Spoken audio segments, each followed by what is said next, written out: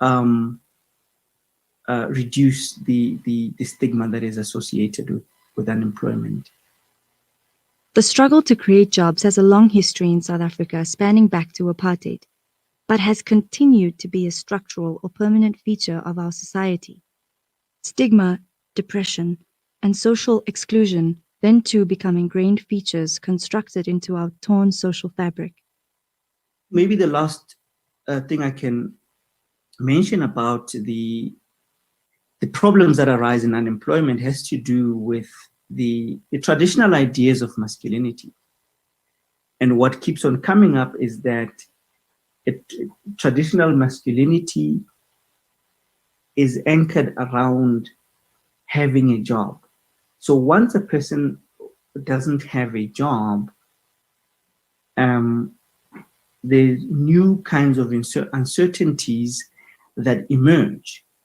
You find that men who, for a very long time, I'm talking about ex-mine workers, for instance, who had bought into this idea that to be a man means being a breadwinner, in unemployment, suddenly they can't fulfill that breadwinning role. And unfortunately, new conceptions of masculinity that are not based on wage work have not yet emerged. Beyond that, I think that we should not misread the needs of the unemployed as only concerned with income and poverty.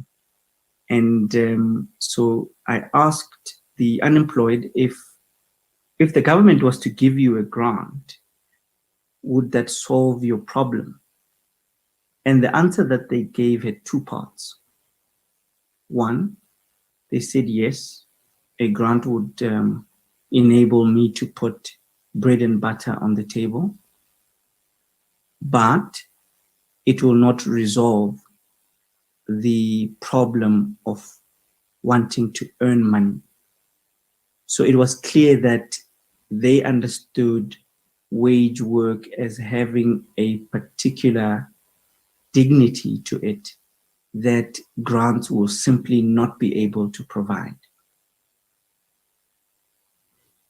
In understanding the gender dynamics of unemployment and the South African social security system, it's worth noting that 96% of child grant beneficiaries are women, and studies show that the child support grant enhances women's power over household financial matters and child well-being.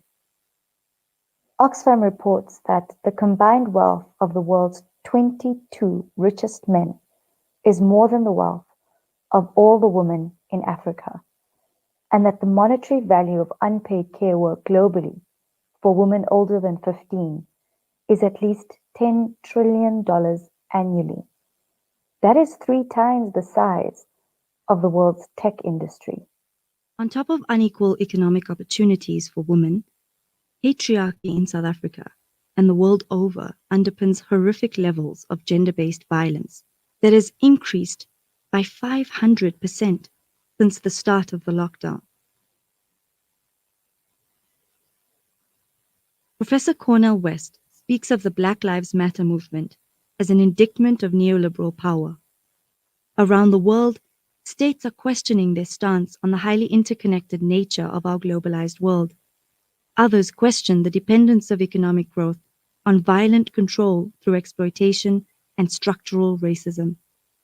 Neoliberalism, which has been on review across the political spectrum since the 2008 financial crisis, has now been completely undermined as the international economic doctrine crumbles under the weight of the COVID-19 crisis. But how has COVID-19 been a catalyst for this? Well, let's take a look. The first premise of neoliberalism is increased competition through deregulation and opening up domestic markets to competition across international financial and labor markets. The second premise is a smaller state. What this has meant in practice in most countries is higher interest rates, low wages, little protection, and small government budgets, all in the name of attracting often short-term international investment. For a country like South Africa, the influence of neoliberal policies has increased inequality unemployment, and precarious work. But this is not unique to South Africa. It is also the case in some of the wealthiest countries in the world.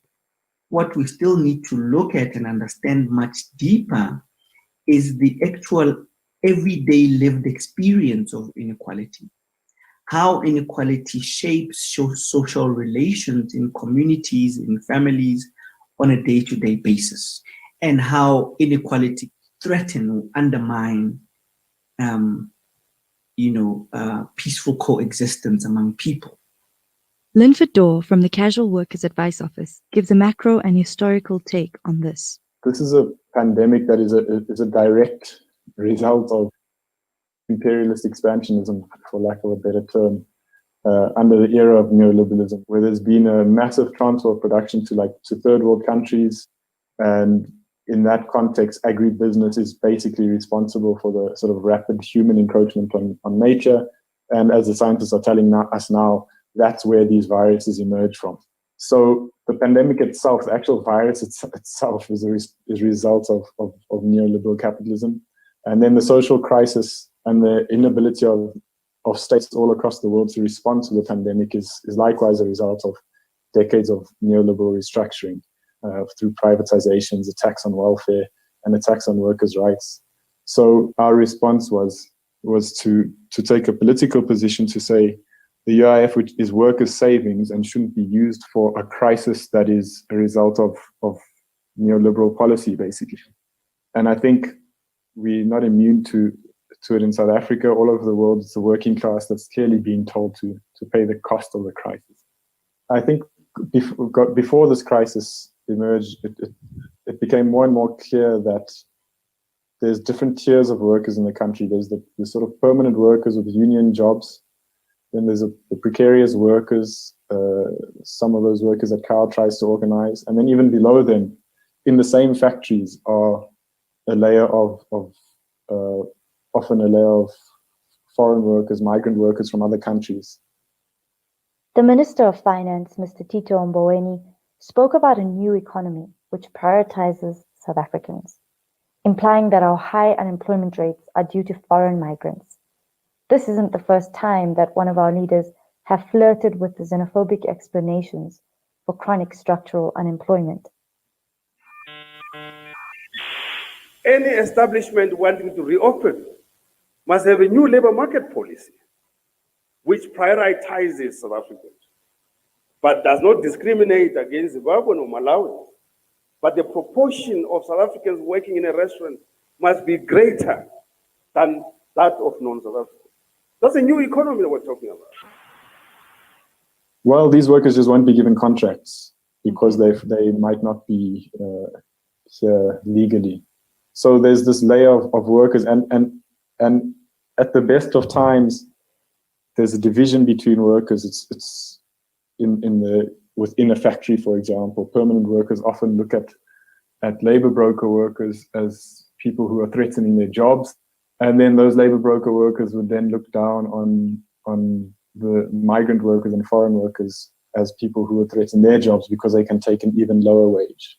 So there's always those levels of division, but at the same time there's also possibilities for unity. When a minister or politicians instigate and try and wedge a divide between different workers, it becomes more and more difficult to organize across those divides. But I think working class organizations have to do that. There's always that possibility for solidarity. Precarity is not an event. Precarity is a process. And precarity is a process that involves systematic and deliberate production of insecurity and uncertainty in the world. In that everywhere that we look in the world, more and more people feel increasingly fearful, marginalized, insecure, and that there are multiple and interconnected crises. If we look at the environment, it's being destroyed. If you look at inequality, it's reaching unprecedented levels. You look at poverty, it's getting worse.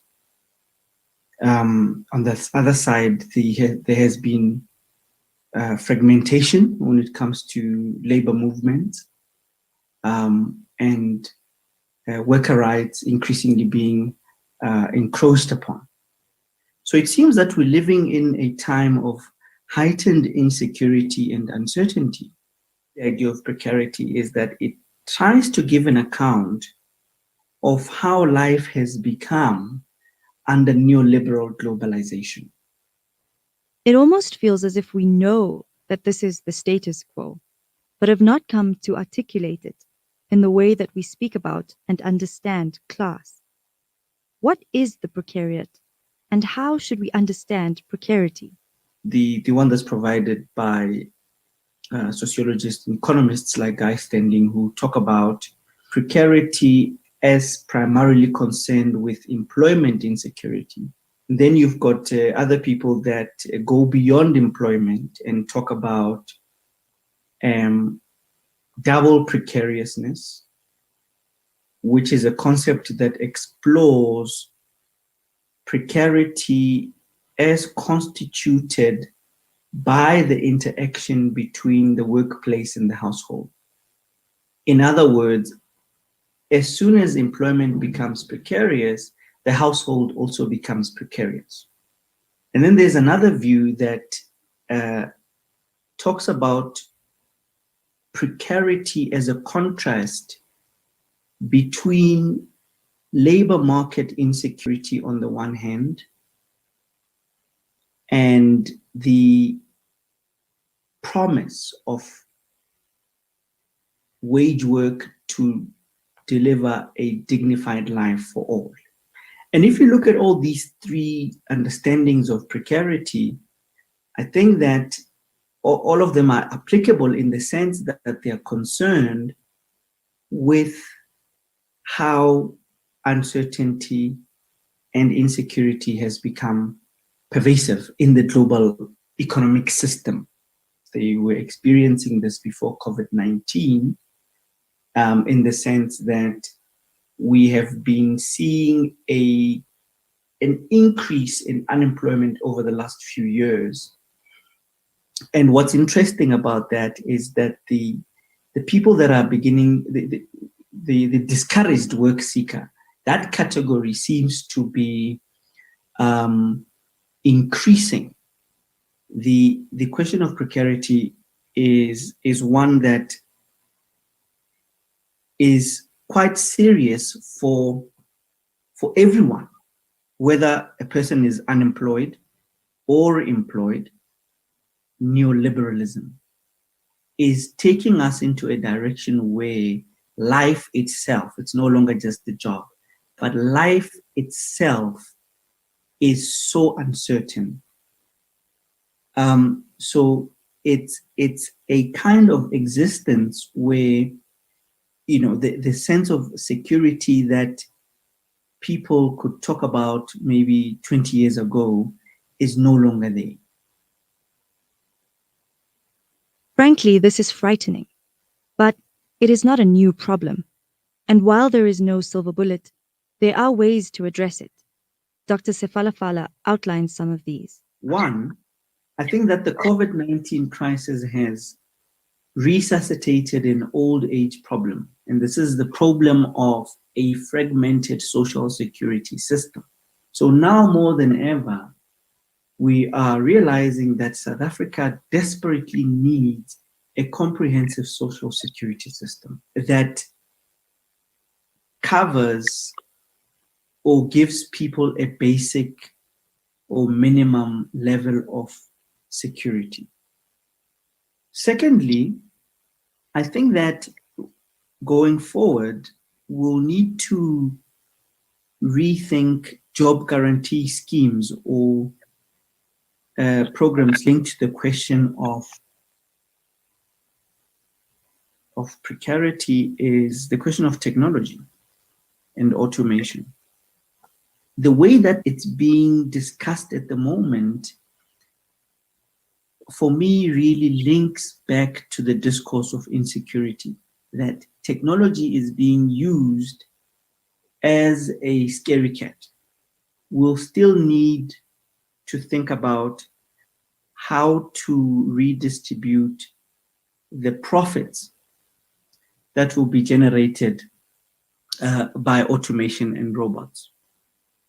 And possibly those profits could be taxed. There are old arguments about this as well, that they could be taxed to fund a basic income grant. So I think we'll need to come back to those old conversations around robot taxes and so on, so that they can contribute to the kitty to provide for a basic income grant.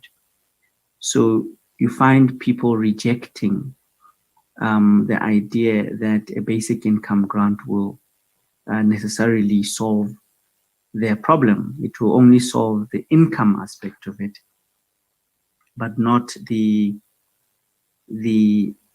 value, the ideas around wage work, which are so central to how they imagine their lives. I do think that we're going to have to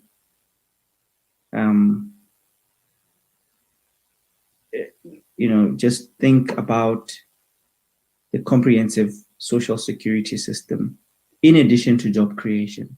So this is not to say that we need to forget about jobs or we need to sideline jobs. It's just to say that we should think about the relationship between the economy and society beyond wages.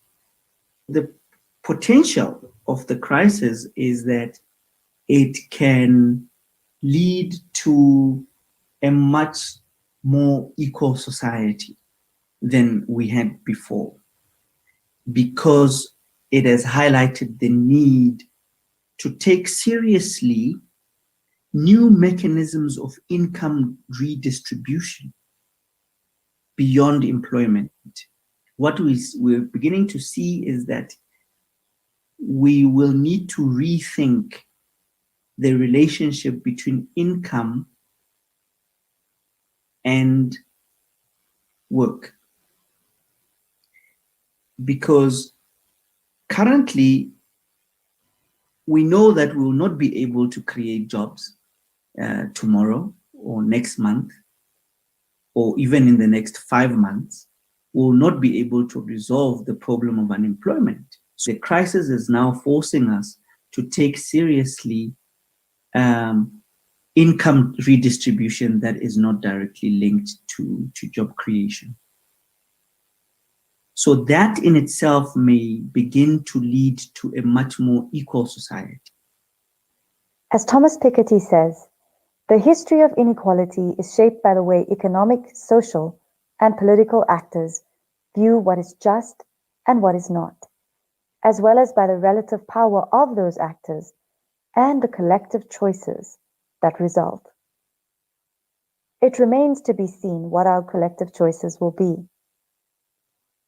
In part 3, we will look at the relative power of some of the actors in our society, exploring macroeconomic and political economy issues that will shape South Africa's response. Kusini is a Kiswahili term meaning south. Kusini is the media initiative of SCIS, the Southern Center for Inequality Studies, a research and policy center based at the University of the Witwatersrand in Johannesburg, South Africa. The SCIS is an interdisciplinary inequality research unit working with partner institutions in South Africa and across the world with a focus on the Global South. Thank you for listening to Kusini, a media initiative of SCIS.